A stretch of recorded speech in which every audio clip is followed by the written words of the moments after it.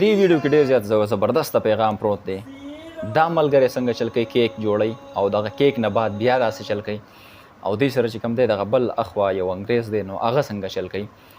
هر څه مطلب خوراک پکې ضایع کول کېږي او دا هر څه په مطلب په ایرریګولر طریقه او ګډوډۍ پر واچي او دا ملګری چې کوم دی څومره په زبردست طریقه باندې واچوي ګوره چیني پې دومره ور واچول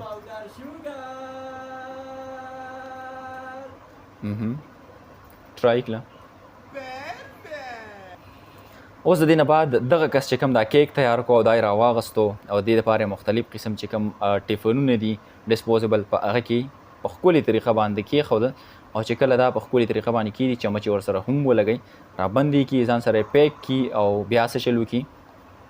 بهر راوځي او ماشومان چې کوم بهر تاویږي هغې ته ښه ښکلي ورکړي نو دا به هم خوري دوا هم ورته وکړي خوشحاله هم شي او دا یو مطلب یو میسج په دې کې پروت دی چې خوراک چېرته کې مه ضایع کوئ. وجه دا ده چې خلک داسې شته دي چې دې خوراکونو دپاره ترساویږي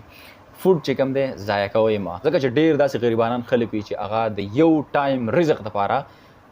منتونه کوي کارونه کوي او روزي بهر خلکو ته سوالونه کوي خو دوی ته هغه یو ټایم رزق هم نه میسر کېږي او نه نصیب کېږي. نو مطلب دا کې یو میسج دا دی او دې ملګري چې کوم پیغام په دې کې ورکړی دی مې بي چې دا زما په دې پښتو باندې پوهېږي هم نه خو مطلب دا دی چې په اردو کې بلکشن خبر وکړم جس اس بائی نے جو پیغام دیا ہے کہ فوڈ کو خوراک کو ضائع نہ کرے تو آئی اپریشیٹ ہم بیکاز انہوں نے یہ دکھایا کہ خوراک کو ضائع نہ کرے اور اس کو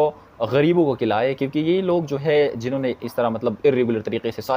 سارے خوراک جو ہے اس کے اوپر ڈال رہا ہے تو اس سے کچھ فائدہ نہیں ہوتا. اگر ویڈیو آپ لوگوں کو پسند آئی میں تو اردو کی لگیا شما کو ویڈیو میں خوښه شوي نور ملګرو سره ضرور شریک کړئ.